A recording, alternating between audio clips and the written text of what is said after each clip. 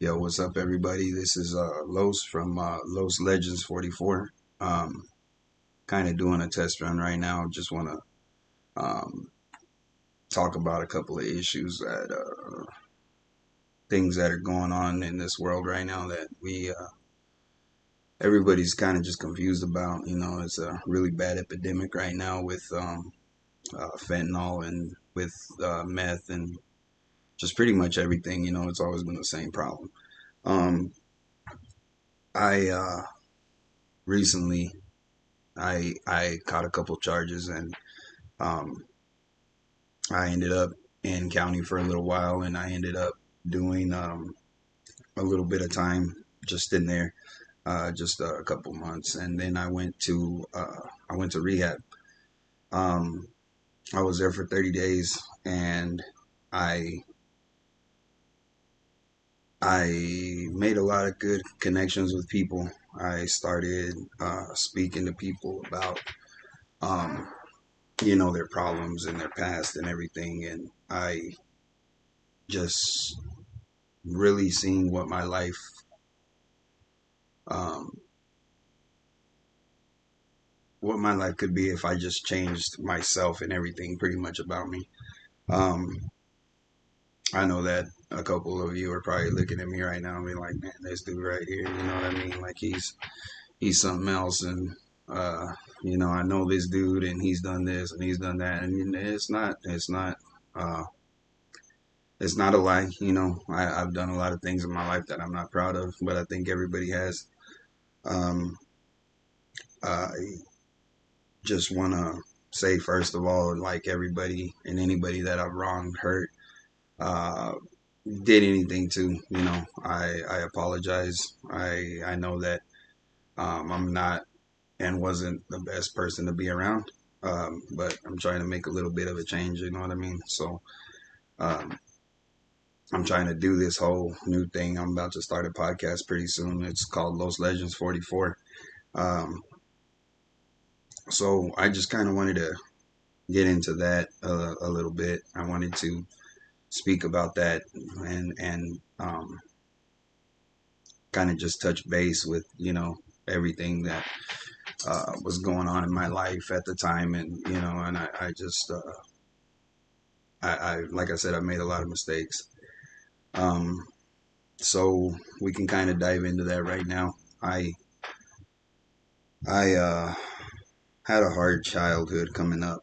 I went through some things in a couple of shelters that some people don't like to speak about. They don't like to talk about their past and things that have happened to them, things that have gone on. And um, I think that by packing it all down and hiding it and running from it, it caused me to spiral into somebody that um, I didn't even recognize. I kept on jumping from drug to drug. First, I started off drinking, then I um, started smoking weed, and then I was like, well, I'm just gonna do this because my friends are doing it at the time, and um, I told myself I can quit anytime I want. Which a lot of addicts we make that mistake. We think that you can just quit anytime you want. You think that you can um, stop and just everything's gonna be okay, but it's not. Especially if you're an addict, like I was. I was one of the worst addicts, one of the worst alcoholics that you could possibly encounter. Because for me, it wasn't, oh, I'm gonna take one or two, shots and one or two beers, and that's it. No, no, no. I had to. I couldn't stop. Uh, for me, it was take one shot. You got to take 10 shots. And if you take 10 shots and you got to take 20 shots, and by then you're blackout drunk and you don't know who you are, you don't know what you're doing, you don't know who you're doing it to. You could be hurting people, you could be, just destroying yourself, destroying things around you, destroying relationships, burning bridges, and I've done a lot of that. I hurt some of my best friends. I hurt people that were in relationships with me. I hurt my family. I've gotten into car wrecks. I've been to jail multiple times, and I kept on just thinking that um, the more I would drown my sorrows in booze and drugs and this and that, different women all the time, um, that would help me uh, get rid of the pain that I was feeling, get rid of the shame that I felt, get rid of just get rid of me. Um, and all it did was spiral me into deeper and deeper and deeper and deeper addiction. Depression came with it, anxiety came with it, uh, suffering. I was homeless for a long time, and when you're homeless, you don't know uh, what could possibly happen. Especially right now with everything that's going on. Um, you could people were getting robbed on the daily. People were getting shot. People were getting stabbed. People were just getting beat up. Um, and I seen a lot of that. I personally I experienced a couple things that I wish that I didn't have to, but I did. Um, I I've been shot 3 times. I've been stabbed multiple times. I've been in fights over and over and over, and I just kept doing things that I thought were gonna they were gonna help me out. Never helped me out. Um, I kept trying to mask it, like I said before. I kept trying to mask it. I kept trying to run from my problems. And the more I did, the deeper I got. And it just kept on, just a vicious cycle. You guys know how it is. It's just over and over and over every single day, trying to figure out, where am I going to get this from? Where am I going to get that from? Where am I going to get the money to go and get what I need from, somebody to get what I need? Um, and just years and years and years of that. And I remember going to jail, and I remember um, going to prison and thinking, I don't want to do this anymore. I don't want to. I don't want to be chasing um, drugs and alcohol. I don't want to be chasing women. I don't want to be wondering where my next fix is going to come from. I don't want to be struggling like that anymore. I want to have a house, and I want to have a car and a job and everything. So I told myself the first time that whenever I got out of prison, I told myself, I said, you know what? That's it. I'm not gonna, I'm not gonna do this anymore. When you're locked up, man, you have a lot of time to think about what you've done. That's all you do. It's endless thinking. Um, And I was like, man, I've done all this wrong, and I've never hardly done any good in my life, even though I would sit there and lie to myself and tell myself, yeah, you know what? Oh, I did this and I did that, and I did this for that person, and I've done that for that person. And, um, I was just lying to myself. I kept lying to myself about everything. Um, I kept trying to make excuses for why I wasn't going to go back to what I was doing. But the more I try to convince myself, in the back of my mind, I I knew because I was young at the time. Um, I knew that I was gonna go back to it. I just knew that it was a matter of time before before I did. Um, so I went back to it.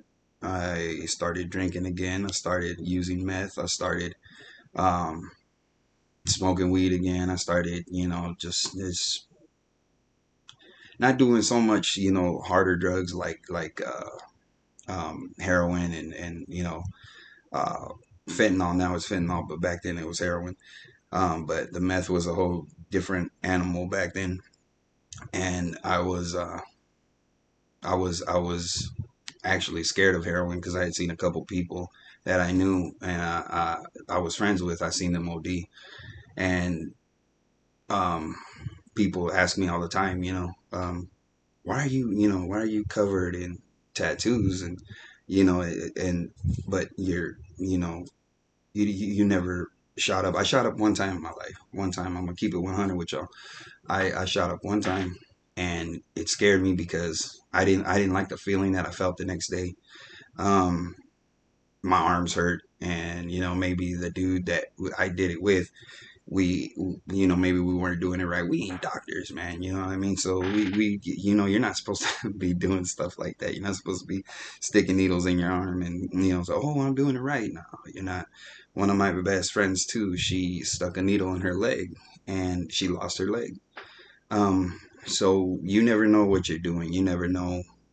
People say, "Oh, I've got all this experience. I've been doing it all these years." And yeah, you might think that you know what you're doing until you do it the wrong way, and it causes you to lose a limb or it causes you to never wake up the next day. Um, but I was scared of heroin. I was scared of needles, so I never really got into that. So I was just more prescription drugs. I was taking Vicodin, Percocets back then, volumes. I was taking just different, pretty much anything that you would put in front of me. I would take it just to get messed up. Um, I got lost in that. I got lost in that life. I got lost in doing that. I wouldn't hardly see my family when they did.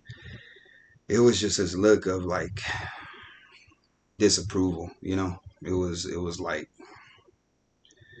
man, what are what, bro, like what you doing with your life, bro? You feel me? Like, why are you doing this? Like, you had so much potential, this and that. You were good at sports, and that's pretty much like all that I was good at back then was some sports and stuff. I was wrestling, baseball, basketball, football. I was young. Um, but a lot of people told me too. You smoking weed, bro. You smoking weed, and you're never gonna amount to nothing. You're trash. You're garbage. You're stupid. You don't get it. You're just gonna ruin your life. If I would have known now what I know then, like we all say, um, I wouldn't have started smoking weed. I wouldn't have gone the route that I did. And my family, none of my family's ever even been in jail. They've they all work.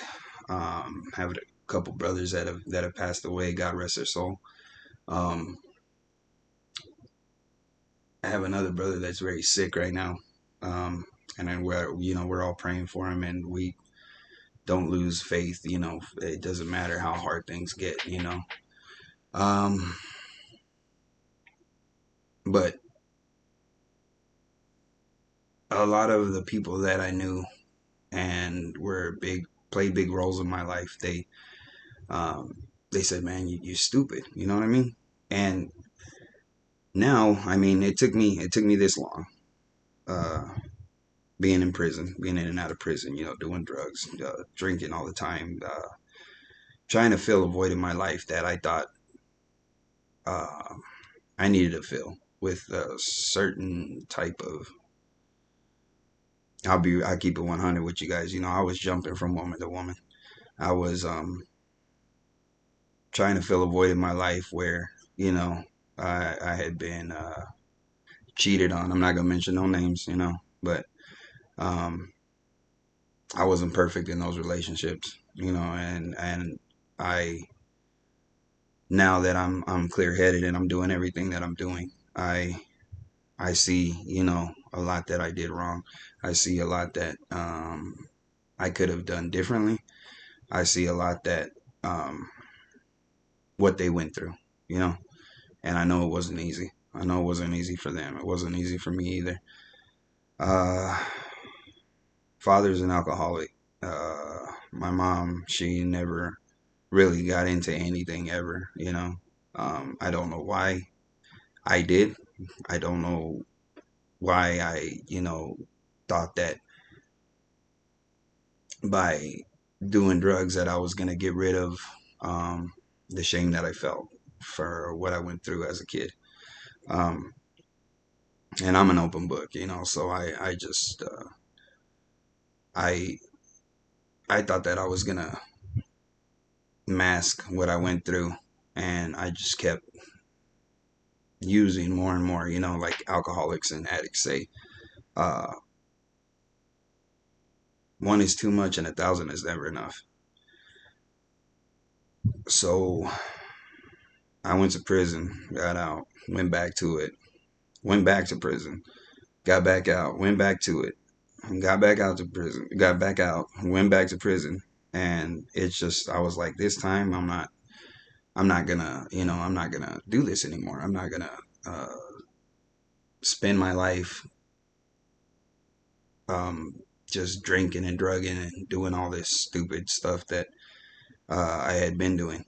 Um, I was committing crimes. I was doing a bunch of different things. I had warrants out for my arrest again, and so I clearly wasn't staying away from what I had told myself to stay away from.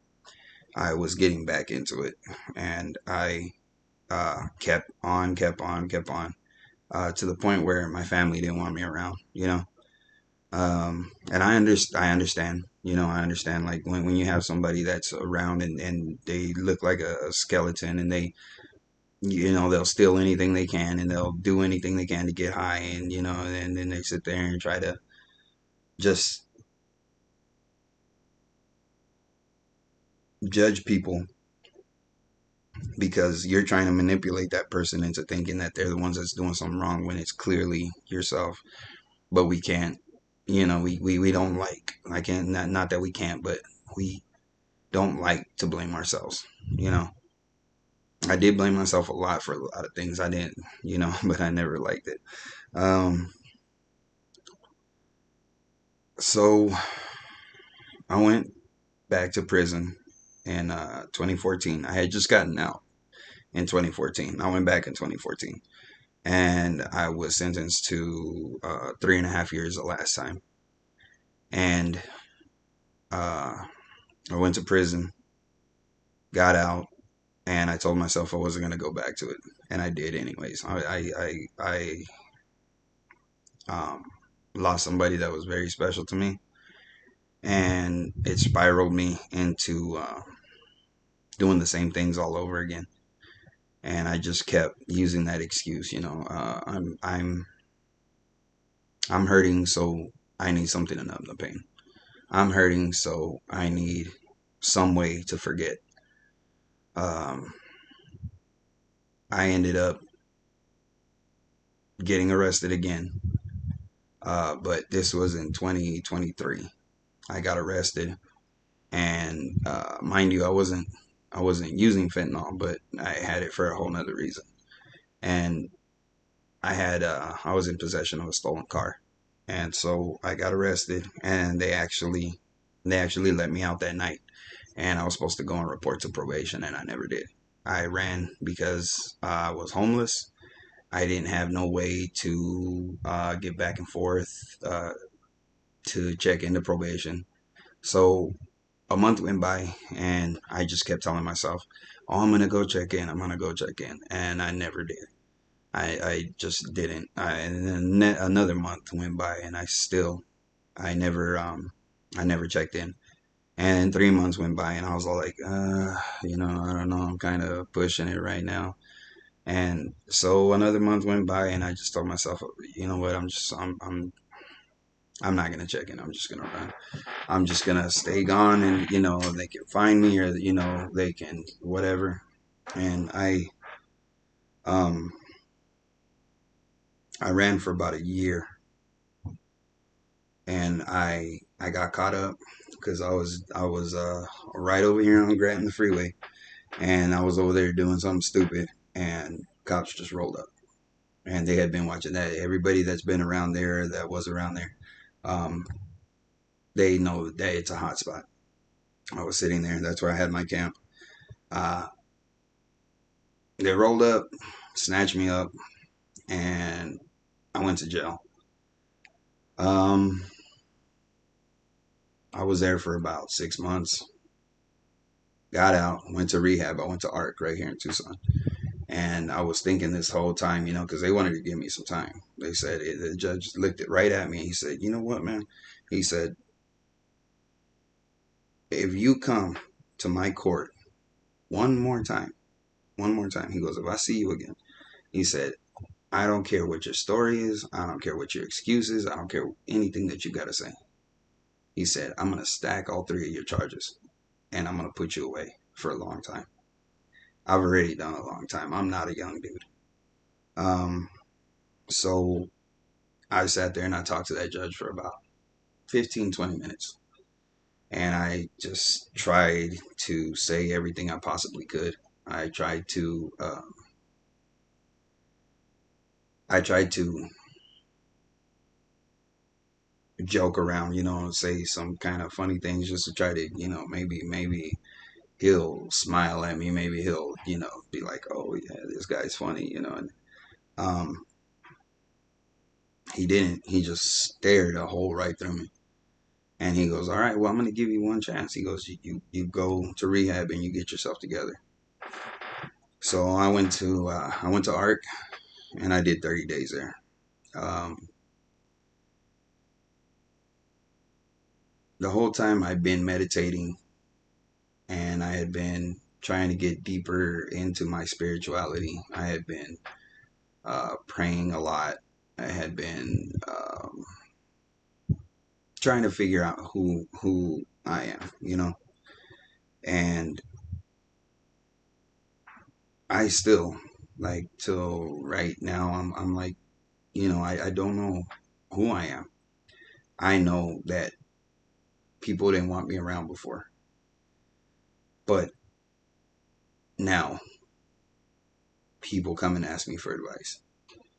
I know that people didn't want to talk to me, and I couldn't stop talking at art because people always wanted me to talk to them about something different. Um, they wanted to ask me for advice. They wanted to ask me what I had been through, what my story was, um, and I would share with them. They would share with me. There was a couple of men in there that I I told them exactly what I had been through as a kid, and I said it out in front of about 50 people, and they I broke down. I broke down because um, I never knew what it was to be emotionally vulnerable with other people. I always kept everything to myself. As a man and as a young man, and even as a kid, I was told men don't show their emotions.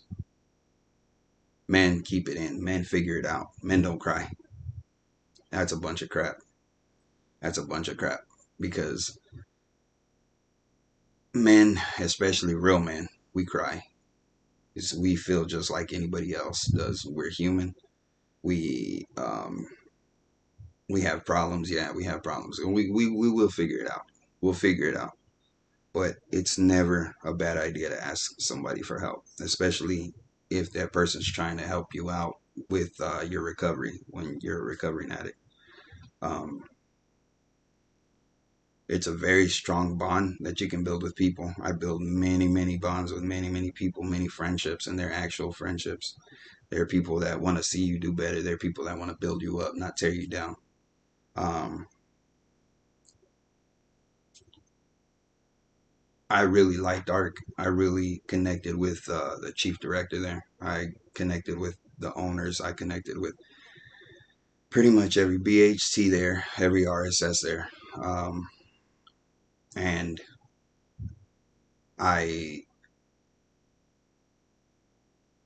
I figured out that instead of getting up and every day and thinking, well, this is my life. It's never gonna get better. It's never gonna change. It's never because I don't deserve it. I don't deserve to be a happy person. I don't deserve to have things. I don't deserve to get an education. I don't deserve to. I don't deserve anything. This is life, and that's just the way it is. That's a bunch of crap. If you go a little bit deeper I really believe in the law of attraction. I believe in manifestation. Every time I speak something into existence and I manifest it, I always follow it up by saying, I manifest this and I speak it into existence in Jesus' mighty name. Um,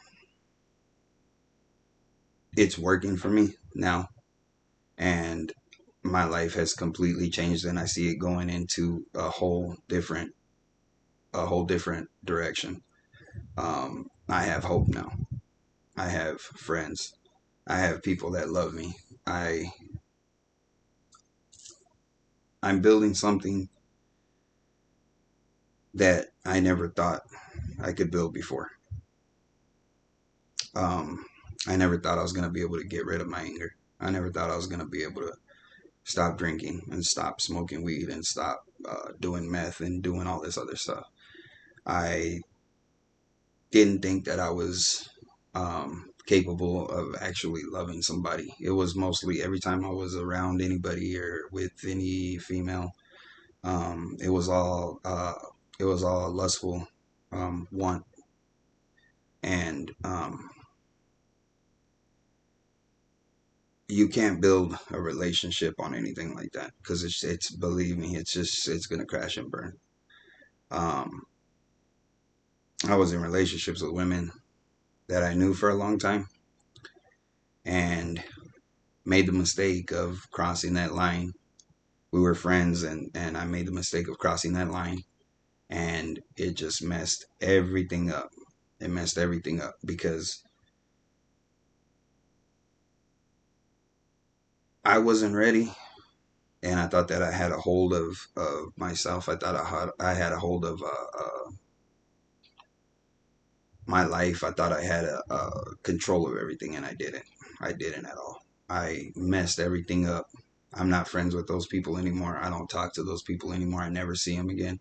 And I'm big into music. I love music.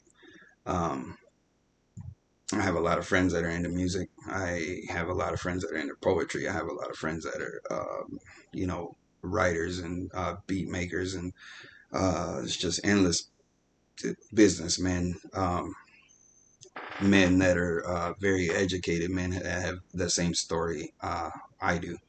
And this is just a little bit of what I went through in my life. This isn't everything, and I'll continue that with another video tomorrow.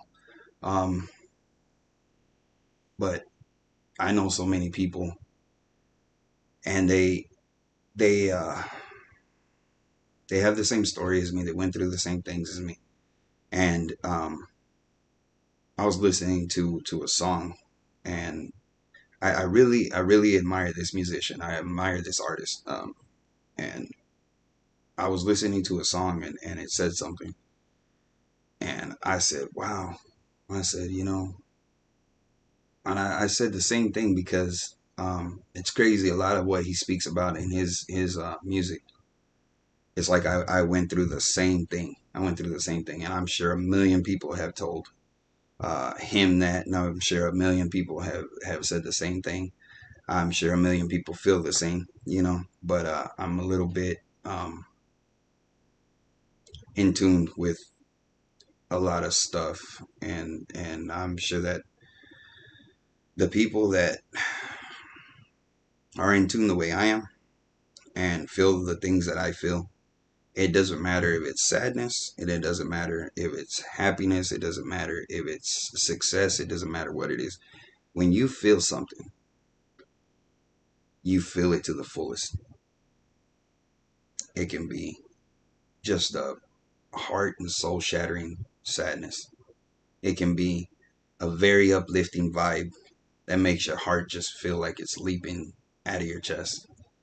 Um, it could be an energy that you start to put out when you start to change. And I said this in the middle of class, and it was something that really changed a lot for a lot of people. And they were like, wow, you're right. And I said, it's the saddest thing in this world, in this life, to lose somebody, to never see them again, and they're not dead. Um, it's really, really sad. Um, just like everybody else in this life, I wish that I could go back and I could fix things, you know. But when I think about that too, it's like if I'd go back and fix it, then I wouldn't be where I'm at right now. I would be doing something different. And who's to say that it would have worked out anyways, you know? Um, but like everybody else, I wish I could go back and not because to fix things so much, but to not even have started those relationships to begin with. And not because I hate the person, not because I can't stand the person, not because I still feel some type of way towards them. And if they feel some type of way towards me, you know, may God bless you. I hope you have the strength to move on. I forgive you and I release you with peace. I release you with love. And I hope that you get everything in this life that you want. I hope that you find somebody that really loves you and you love them back, and you guys are happy for the rest of your lives. If it's just being with yourself, then I hope that you find peace with yourself, and I hope that your heart is healed. And anything that I broke or I made hard for you, I apologize from the bottom of my heart. I messed up a lot, and um, like I said, I've hurt people. Uh, there's not much really else I could say on that. You know, I I'm still trying to figure me out. So, you know, like I said in the beginning of this video, a lot of you are gonna see me and be like, "Oh my gosh, man, this dude, like this." You know, we know him. We know him. Uh, we know what he's like. But all I can say is that you know the past me. You don't know me now. And if you could get to know me, you would be really, really impressed. Um, I'll speak more about it, you know, a little bit later on whenever, you know, I make another video. I hope that you guys enjoy this video. Oh, and by the way, the person that I heard say that in one of their songs is I'm a big fan too. Shout out. You know what I mean? Gates, Mr. Gates, Kevin Gates.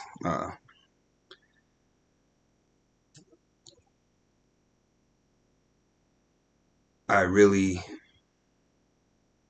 admire people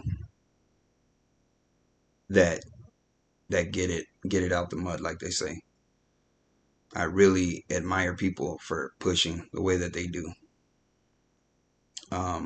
It's like a lotus flower. Uh, they close up, they go back to the bottom, they push right back out that mud. They push out of that nasty water. They push everything. But you never see any of that nasty water on the petals on the other side. And that's what addicts and people that have these problems, we need to work towards.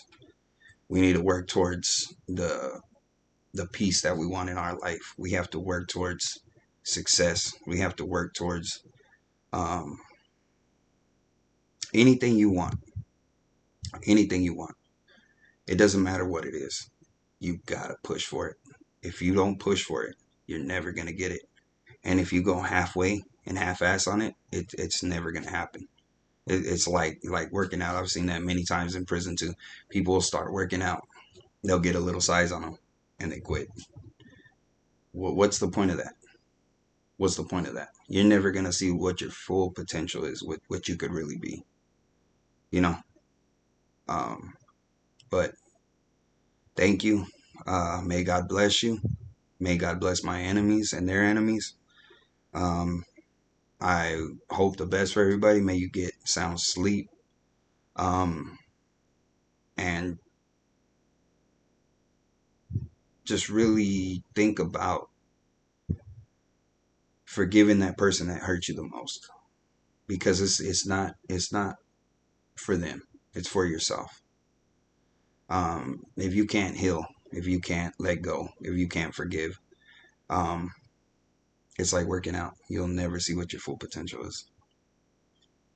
Um, Thank you for watching this video. Thank you for taking the time out of your busy day to listen to what I had to say. I'll make another video as soon as I can. And don't forget, podcast is coming soon too. It's called Los Legends44. I'll get into that too. 44 follows me everywhere. Um, but yeah, just God bless you. Sleep sound, have peace, and I'll talk to you guys again soon. Peace.